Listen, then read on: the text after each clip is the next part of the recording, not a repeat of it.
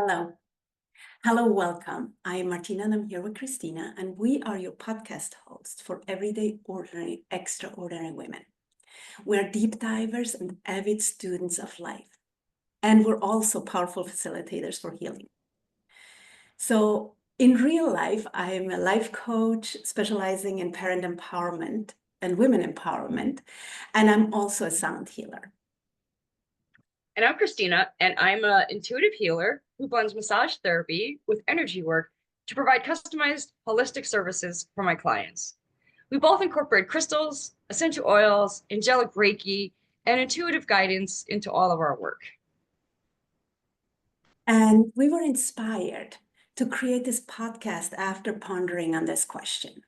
What will the world look like where we can be inspired by every person?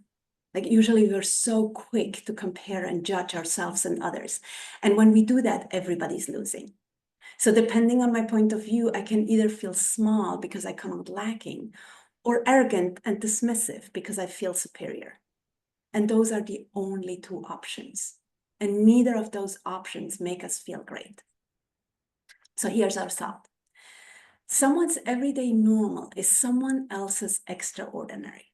Judgment comes from first impressions, and we invite you, the listener, to go beyond first impressions and see the magic everywhere. There's inspiration at every corner, in everyone, if we're willing to look. And today we're here with Jaclyn. Jaclyn, do you want to say hi and introduce yourself? Yes. So I'm Jackie, and I am a therapist, and I love working with moms and supporting moms. And you're a mom, and you have two. I'm a mom, yes. So I'm a mom. First I was a stepmom, so I have a 18-year-old stepson who is a freshman in college at Bentley University outside of Boston. And then I'm a mom to two of my own boys. Gunnar is 5.5 and Easton is like 3.75. He'll be 4 in February. So Wow, that's the time when you still count the point, right? Like he's almost 4, but he's not quite there yet. How beautiful, how beautiful. You know, Jackie, for me, like who you are is this beautiful, I'm gonna say soft. I don't know if you like that, but like soft, sweet, deep, and extremely powerful woman. And I am just happy to know you. You know, it's always beautiful to be in your presence and hear what you have to say. So I want to thank you for being here. Yes, thank you so much for having me. And so if you could answer this question for me, if we really knew you, what would we know? It's funny that you just shared that. Because yes, I would say my presence is very warm. But for some people, it can almost be intense in a way. Like I've been told, like people are like, you can be stone-faced or your eyes can be really intense. And I think it's because I'm always kind of absorbing all the energy in the room. I'm always paying attention to all the little details and looking for patterns and looking to identify things and help people connect things that maybe they're not seeing. So it's like this intense attention actually to kind of all the energy in the room. So I think sometimes people mistaken it for either kind of just being off or odd or shy or quiet. But really it's just, I'm like inundated with all the information and I'm trying to kind of make sense of it all. And then I would say the other thing is like I think people would say I'm an extrovert, but I would disagree. I'm very much an introvert. Like I can be social and I can be friendly. Obviously I'm a therapist. I talk to people all day long. So this is what I do. But when we look at like recharging and like my own energy, I very much like I definitely hit that wall with like social gatherings. Like my husband is the extrovert and I will be like, yeah, no, like we're staying home this weekend. Like I need I need some just peace and quiet and to like fill my cup, you know? So I think that's like a common misconception about me. Yeah. I think that's a common misconception to a lot of people who are in the healing arts, because we are so passionate about what we do. So we come across with the people that we interact with, whether it's clients or friends, as extroverts. But I think because we give so much that we need so much time by ourselves to recharge our batteries and take care of ourselves. But yeah, I think a lot of people can relate to that. I'm going to start us off with our icebreaker question. So tell us Hold a on, funny just or let me silly. quickly say, let me just quickly say something, Christina, before you go in Yep. there. And you know, it is really like, it speaks to that, like that empowerment of moms, right? It's just like we're out there and then we need to recharge, right? It's modeling that, and it's modeling that not just for yourself but for your children, right? Because Oh my gosh, yes. it's something that we really need more of always, right? The more we give, the more we need to get, right? Yeah, We need to absolutely. recharge to fill our batteries. So, Yeah. so Yeah. yeah. Also, I think the better we get at it, it's not just modeling for children. We're modeling it for our friends. We're modeling it for coworkers. We're modeling it for clients. Um, the better you get at it, the more people are like, ooh, what's working for you? What are you doing differently? Like, what's the secret? And so everybody wants that. Yeah, it's good I give stuff. them permission to like Mhm. want it to and give themselves permission to do it. But yes, I say that to clients all the time. Like if you can't do it for you, like do it for your daughter, or do it for your kids. You don't want them to think that they need to run themselves into the ground. You want to be able to model that for them, that like, nope, we need to take breaks and we need to exercise and we need to get outside and get that fresh air and the vitamin D and all those things. Like that's totally okay and normal. Yeah, totally. Actually, you know, you just talked about permission, and I just want to say that out loud to anybody who's listening. I grant you permission to take care of yourself Like, every please moment, do. any day. There you Mhm. go. If you need Hmm. permission, if you needed someone to tell you this, here you go. This is your permission slip, and it's valid for life. Yes. Well, it's just, I think it speaks to like, we're able to give so much more when we are like our best selves. And part of that is being able to balance that energy and the give and the take and refilling our cups and all of that. So it's Yeah. like you can't really show up as your true authentic self in all your glory if you're exhausted all the time and wearing yourself thin. And we Yeah. cannot be our best selves if we don't take care of ourselves. We cannot. Yep. We're running on empty. All right. So since this is the conversation you're having right now, what fills you up? What fills your tank? What leaves you filled to take care of all the people in your world? Mm. So one thing I would say is definitely like my profession. Like I found such passion in being able to help people. And it's not that you get thank yous every day, but when you do have like that one client who has that breakthrough, where you just feel like, okay, like, you do have your days too where you're like, I don't know if I'm helping anybody today. Like this is just here we are. But really being able to have a career where you have a purpose and meaning, and like that was just very important to me. And I had experimented with a lot of other things kind of along the way that didn't work. And that was the main thing. It was just leaving me at the end of the day feeling like, why am I even doing this? Like, yeah, I'm paying my bills, but I'm just getting by and I'm just so unfulfilled and unhappy. So I just am so blessed and grateful for the work that I'm able to do and that my clients kind of trust me and allow me into their journey.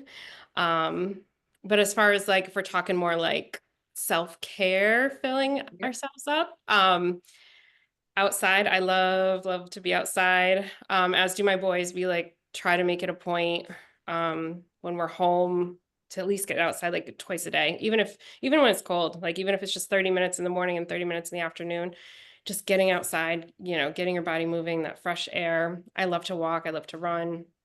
I love to garden, to get dirty. Um, there's just something so healing about nature. My son calls it naturing. I'm gonna go naturing, but that really just means exploring in the woods. and I practice like mindfulness with them and stuff. Like they don't realize that, but I'll be like, tell me all the things you see, like what colors do you see? Like all those things, and it helps them, but it helps me too. Or like that's something a lot of times if they're tantruming and I can't get them to calm down, I'll just either take them into their room and start talking about whatever's on the walls or head outside and just try to change that scenery to really ground ourselves. So good. How fun is that? I know. Nature is just the best, right? It's just, whether it's the ocean or the forest or just the cracks on the sidewalk with the little flowers with the little green that grows out of it. It's just a place of hope and grounding, and just there's so much in there. So Jackie, what is your superpower? What do you consider your superpower? Is it the deep listening that you were talking about before, or is it something else, or is there more than one? Yeah, I feel like, I think that's like a given being a therapist. I'm like, obviously I create this safe space for people to be able to talk. But more recently, and I was just diagnosed with this, but it all kind of makes sense, is like ADHD actually, where my brain is going so fast all the time.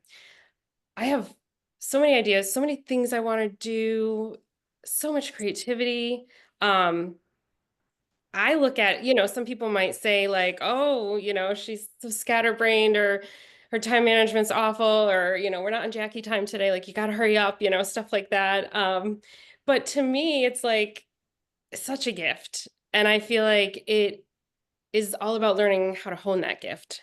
And I don't think I'd be who I am if my brain didn't function in this fashion. And it allows me to have that hyper focus. So like when I come into work and I'm able to sit here, I'm able to, kind of really hone in the zone and do the work. But then it also helps me like even just when I'm home, it's like I need to get into the zone and I love like DIY and interior design and all that stuff. So I feel like it aids me in being creative, coming up with different ideas, coming up with solutions for spaces of like, this needs to be functional in this way and that way. And I really will think of all the different ideas and narrow it down and really problem solve like what is the best setup for this. And then of course I just love to make everything look beautiful. So that's the other piece. So some may say it's, a problem, but to me, it's a superpower and I love it. I love that you frame that as your superpower. I think it's fantastic. And I definitely have some ADHD myself, which is probably why I was organizing shit at 2 o'clock this morning. Yeah. In this, I took on cleaning my desk before the new year. I want to have like, whatever. I'm like spring cleaning, like for New Year's, right? Yes. Want to start the new year really knowing the what's so about like my money and everything, but starting with the clean desk. But it's turned into this like putting like every little card from crystals and folders and organizing. But also my boyfriend is ADHD and he is the most amazing researcher for things. Like he will deep dive and do the research, like Yeah, he plans I a go whole down vacation. holes. I don't even ask questions. I trust wholeheartedly because I know he's going to be spending as much time as needs to do all the research he needs. And I don't need to even ask questions. I just trust that it's going to be perfect. So I totally believe that is a superpower. And I love that you said that today. Yeah. Yeah. All right. So I'm going to give you a multi-part question and you can it might be one answer for the whole piece. It may be you want to take a piece of it and you decide how this goes. So what made you who you are today? So for example, what was your biggest lesson you learned? What took the most courage? When did you stand up for something that mattered? Yeah. Yeah.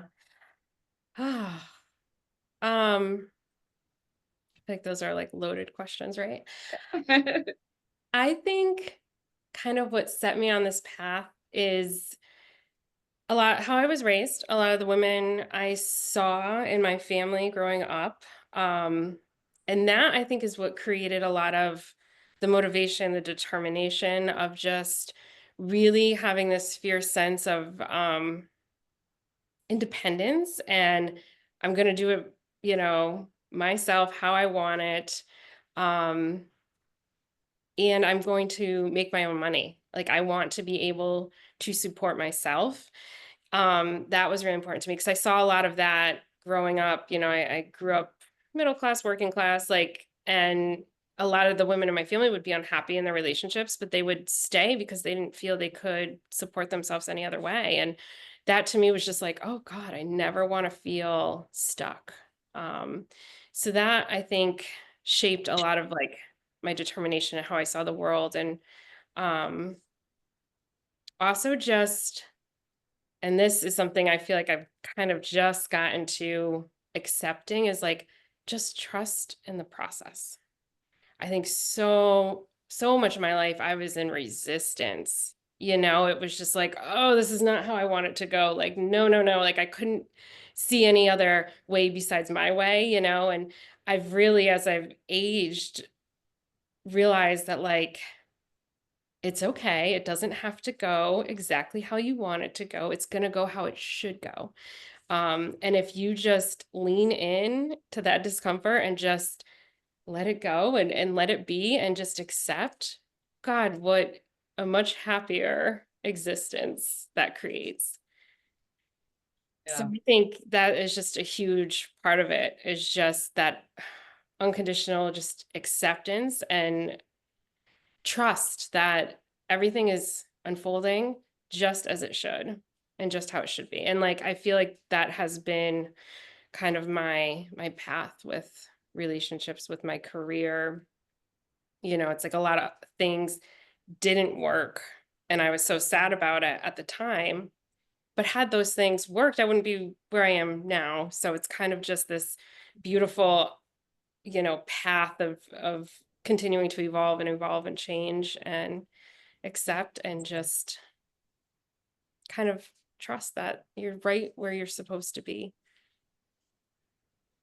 No, this is so incredibly powerful. You know, what pops in my mind is like, there's no need to worry. Because if everything is in divine timing and in like how it's supposed to be, there's really, you know, just the next thing to do, right? Like, and we could actually create so much energy and so much space by just doing that, right? Because we dispense so much energy on our worries and our concerns and our fears and our stress that we create inside of ourselves, right? Yes. Yeah. It may not even be the next thing to do. It may just be like, can I just be with what I get today? Yeah. Like often if it's not what we wanted, we're like reacting to it and getting pissed off. But can we just appreciate, maybe it's better than what we anticipated coming at us today, right? But if we're in our All how we look at it.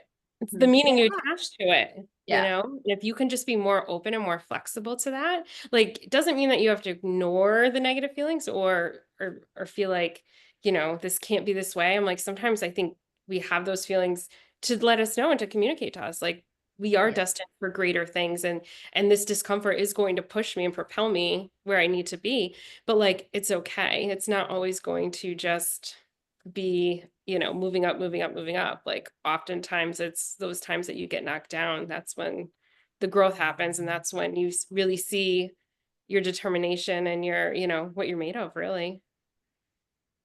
You know, what recently keeps running through my head is in Rumi's poem, The Guest House, the last sentence is, they come as a gift from beyond. I don't know if you know the poem. It's like, just if the sorrow comes, the grief, the joy, just let them in, right? Invite them laughing at the door to come in, because you don't know, they might sweep you clean for whatever is to come, and they're here as a gift from beyond. And that sentence, it's a gift from beyond. It's like it keeps sitting with me like every day, at least once. It's like, yeah, it's a gift from beyond, whatever it is, right? It's a Yeah. gift from beyond. Where can I just appreciate it for what it is here to do? So Thank you. I often say like whatever we resist is what persists. Yeah. So like just allow your like let it come in, almost imagine it as a wave. Like let it come in and it is going to go back out. I can't tell you when it's going to go back out, but it will at some point. Like this too shall pass and Yeah.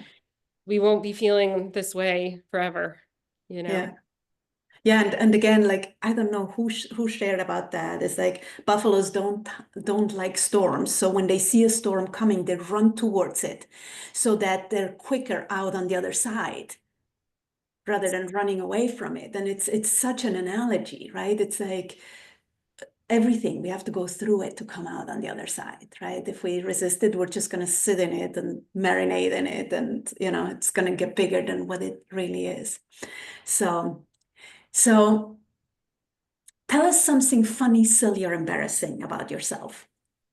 I was looking at this question. I was like, oh, I don't know. And then I was asking my husband, and he was like, well, I think either the birds or the fire. And then I texted my sister, and she said the birds or the fire. So I was like, oh, so apparently those are two popular stories about myself. So I didn't know if you guys wanted to choose, or maybe you want to hear both. But I have stories about my fear of birds, or I have a story about a fire that happened. Whichever you want to, or if you want to share both, go ahead.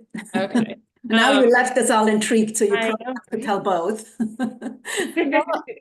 I'll start with the birds. I we don't really know how this came to be. I don't know if it might be even be like a past life thing or possibly something that happened when I was very young. Because I guess my great grandmother had a bird that she would let out of the cage and like fly around. And my mom said I never really liked it. It like kind of scared me. So I don't know if maybe something when they weren't paying attention happened. I don't know.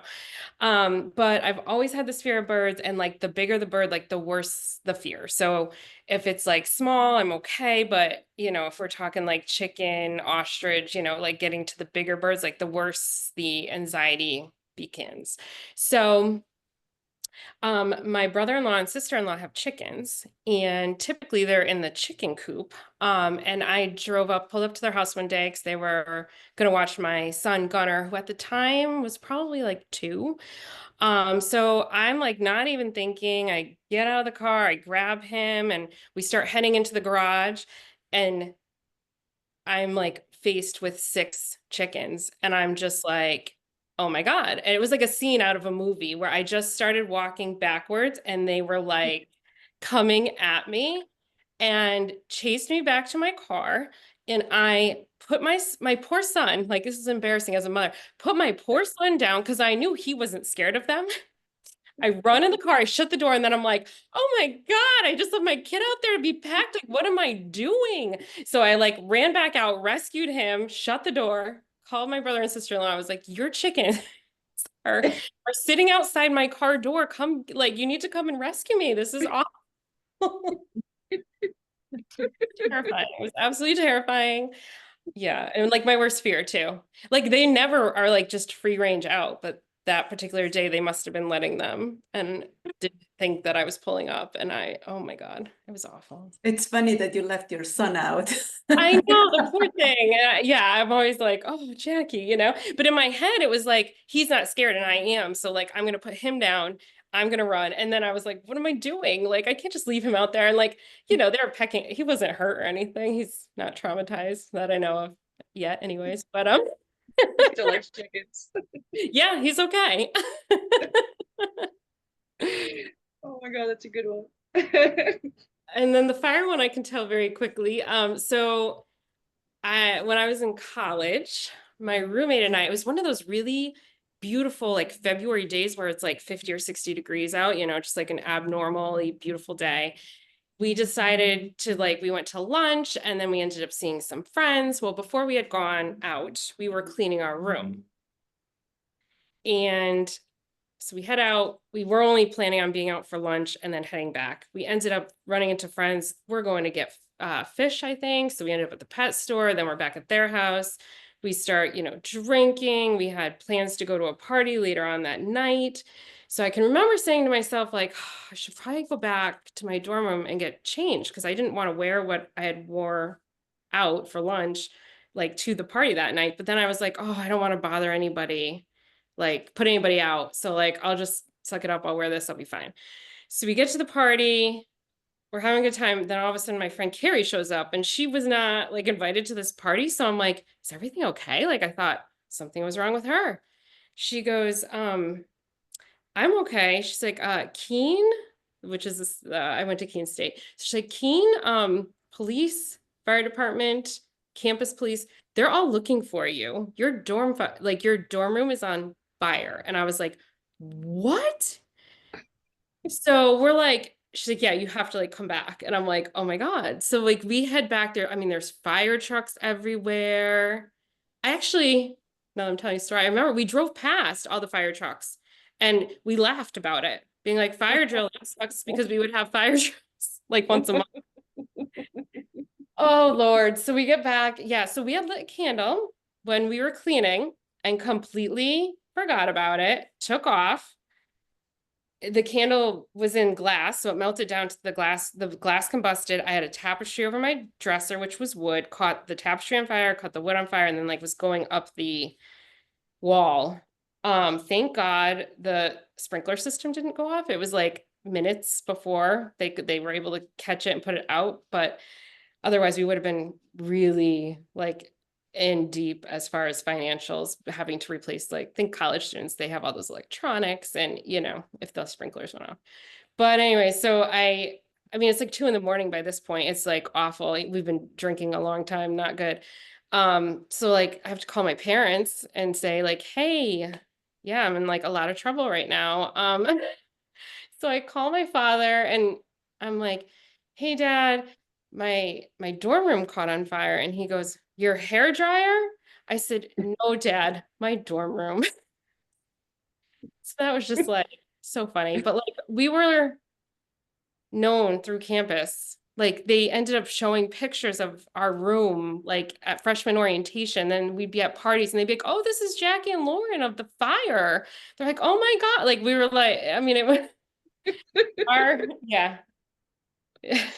We got Not kicked what you want out. to be It was known like for. ridiculous. Yeah, like do not bring candles to college. Long story short, do not do that. But yeah, our stories preceded us for a long time with that. But Not what you want to be known for. Absolutely. no, oh my gosh, yeah, like we had to like stand trial. I mean, it was a whole thing. We got kicked out. They put us on like academic probation, and I was just like we weren't allowed in certain buildings like for a period of time, and I'm like, I'm not an arsonist, like it was an accident, like honest to God, you know. But oh yeah, so that's a big joke. People always bring that up, the fire. Like, oh God, oh God. Oh, I mean, luckily no one got hurt, and you learned you probably have thank some God. powerful angels on your side, and you probably don't like candles anymore.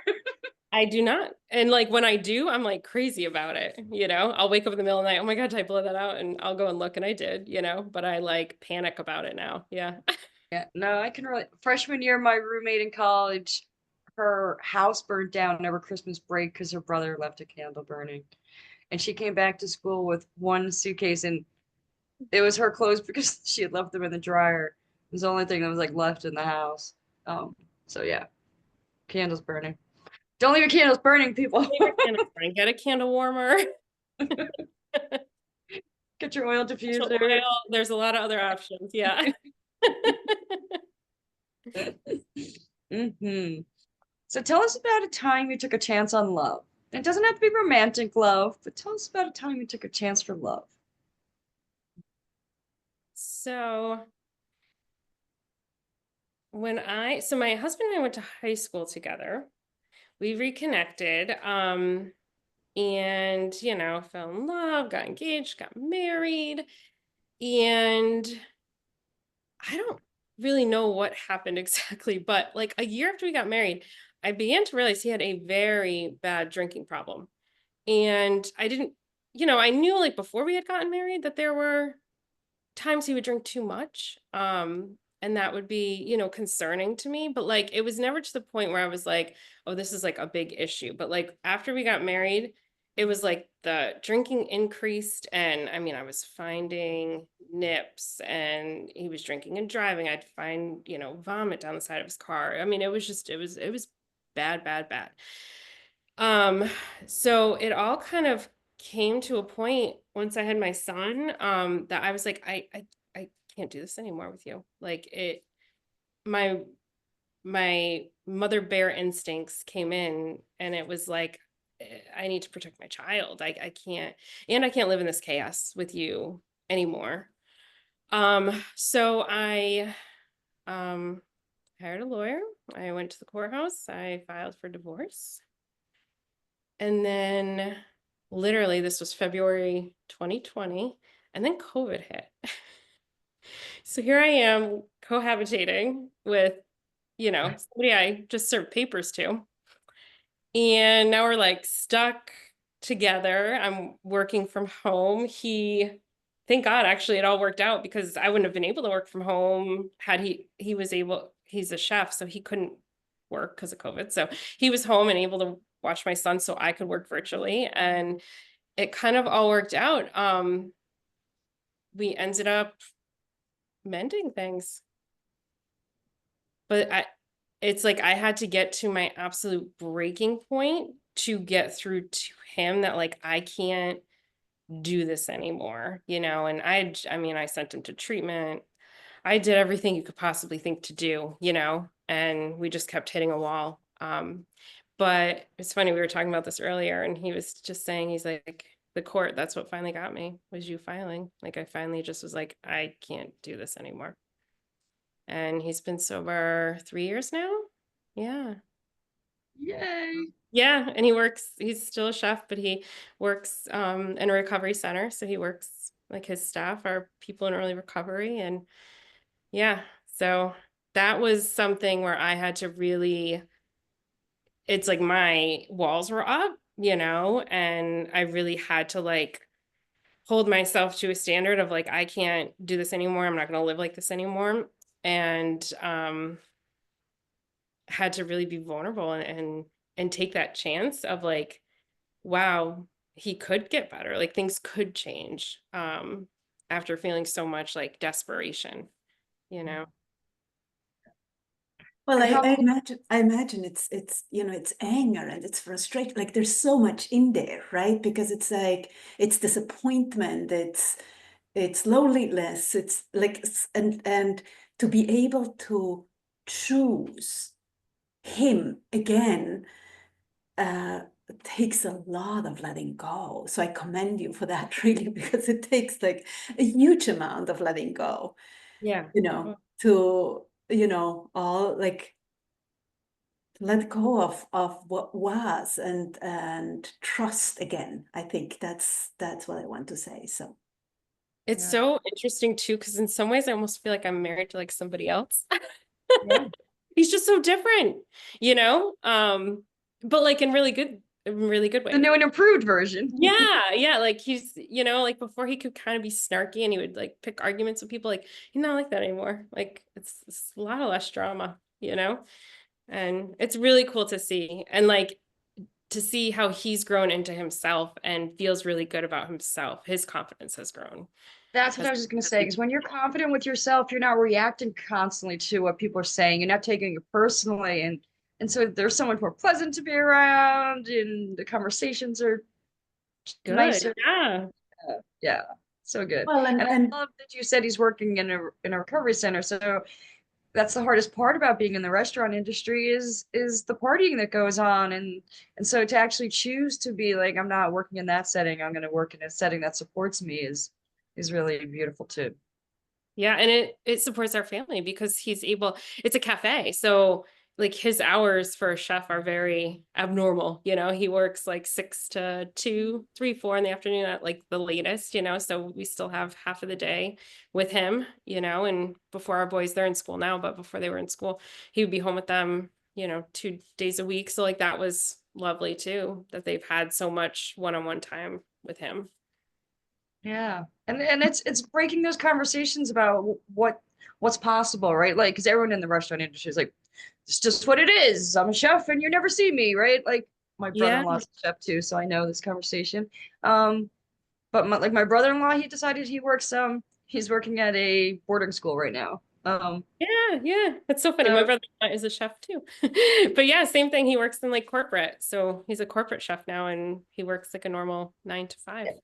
yeah, exactly. So it's all what you're willing to embrace, right? Like if you limit yourself to Think outside the box one industry sometimes. or the, yeah, absolutely. Yeah. And the other thing about, like you were pointing at Christina a little bit is that like the self-confidence, if you know who you are, you don't need things to numb, right? If you're Yeah. clear on who you are, again, we numb in whichever way, right? We numb with worry, we numb with sex, we numb with drugs, we numb with alcohol, we numb with shopping, whatever, like video games, binge watching, however we numb, right? If we are clear on who we are, we don't need that anymore, right? It's that. And the other thing I want to say is like you needed to be clear so he could take the step. Yes. That's the other thing I hear, that you needed to be so clear that this is it, that there's no way this is going to go anywhere unless, right? And I find that often that's what's needed, right? That we women come to the same level and say enough, rather than continue saying it's okay, it will work out. Okay, can you just please do this for me? We have to say stop, no more. I'm not This gonna is it. tolerate this anymore. Yep. Yeah. And it Yeah. was terrifying to do that, but it was like I just know like in my heart, like I need to do this. I need to. Like I need to promise myself, regardless if I'm with him, I'm not with him, I'm gonna be okay. And like once I finally got that and got that confidence and was just like, nope, Yeah. it all And you chose you, which is yeah. so beautiful, so beautiful. So interesting, the question, because right, you were saying, does it have to be romantic love? In a way, it was like learning to love myself and Yeah. putting that as a priority and putting my son as a priority. That Absolutely. all kind of came full circle. Yeah. So if you had a magic wand and you could give people any quality, what would it be and why? So I wish, in a way, either people could see themselves like either through my eyes or somebody else's eyes. I have a gift a lot of times to see, and it can be kind of a double-edged sword, but a lot of times I see the good in people and I ignore sometimes the bad. So interpersonally, it's not always the best skill. But as a therapist, it's amazing because it's like, oh, like let's talk to our strengths and let's identify what those are. But really, I would love for people to be able to see like what their potential is. Like we are so much stronger than we nearly imagine ourselves to be. Like we can overcome so much. I think we're always scared that like things are going to break us, but like we are so strong and resilient. And if you could see your potential and what you're almost worthy of, it's like it's hard for others, I think, sometimes to see it in themselves because they're in it. It's like they're not on the outside looking in. So I would love for people to be able to just see their worth, see their value, see their talents and their skills, and just have support and being able to line them up so that they're working for them and not against them. So good. Because I believe we all are given gifts. Everyone. Yeah. Yeah. Just a matter of like, identifying it, finding it, honing it, knowing how to utilize it. And we wouldn't be here if our gift wasn't needed, right? We wouldn't be, right? It's like the probability of us, there's this article, like the probability of us being here is so minuscule, right? But we're here, so we're needed. Otherwise, we wouldn't be here, right? Yeah, beautiful. So Jackie, last question. What do you want people to remember about you? Oh my goodness, I wasn't expecting that one. something that always stands with me is that quote, like, people might not remember what you say, but they remember how you made them feel. Um, and that's something that's always stuck out to me. So just being remembered as like a warm, kind person, somebody who was willing to help, somebody who was giving and loving, and just kind of wanting to make this world a slightly better place than when I came here. You know, I don't have like, I'm not going to, you know, move mountains or anything, but if we can all kind of do our part to make the world a better place and heal some people while we're here, help them on their journeys, I just think that's such a beautiful thing. Agreed. So precious. So tell us about your business. Tell us what you do. Tell us how people can find you. And we're going to put everything in the notes, but just give us a brief overview of. Sure. So the name of our business is Evolving Tree Therapy. It's a perinatal therapy group practice. We are located in Northwest Connecticut. So we have 3 locations. We're in Canaan, Winsted, and Torrington. We can work with anybody virtually in the state of Connecticut. We work with anybody in the perinatal period. So that could be from somebody dealing with, you know, like preconception. So that could just be like anxiety about getting pregnant, or family planning, or infertility, grief and loss, to currently expecting, to postpartum, to, you know, parenting young children. We also will work with the non-birthing partner as well. So if they need support, whether it's support for themselves, because, you know, I think that's one piece of this too that we don't realize is like, yes, we're the ones that, you know, physically go through this huge transition, but like, yeah, dads go through transitions too. And you know, their wife isn't the same, so, or their partner's not the same. So sometimes that, you know, can be hard, or they're now looked at as, you know, the breadwinner, and they feel like they're not being fulfilled in other ways. So just that identity shift that comes with, you know, parenting, or even just, you know, I think my wife has postpartum, like, how can I support her through this? How can I be helpful? Or, you know, it's that Fair Play documentary of like the household, you know, division of household labor, and like, you know, having a space that you can sit down and talk about some of that stuff and iron out maybe a plan, like how do we run our house more like a business so that we can both succeed in this. And yeah, we do couples work as well. So we'll work with either mom, non-birthing partner, or together. So we do couples work as well. Support groups coming in the near future. So places where mom can be. We have so many awesome, you know, ideas, topics, just really a place where mom can go, you know, to be cared for, to be supported, just all in life's transitions. You know, we're constantly changing and evolving, and motherhood is a huge shift in that, you know, identity. And how do we continue to evolve and also feel like we can be ourselves again? So yeah. beautiful. Yeah, thank you. We're Love very it.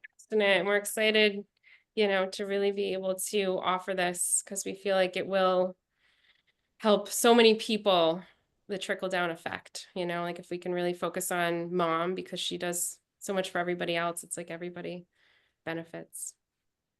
Absolutely. You know, inside of what you were sharing about your husband, it's like, yes, we need more and more women to come level and say, no, this does not work for me, right? Rather than trying to accommodate and please, and which is one of the strongest characteristics we have as women. We're adaptable, right? Rather than setting boundaries and saying no, you know.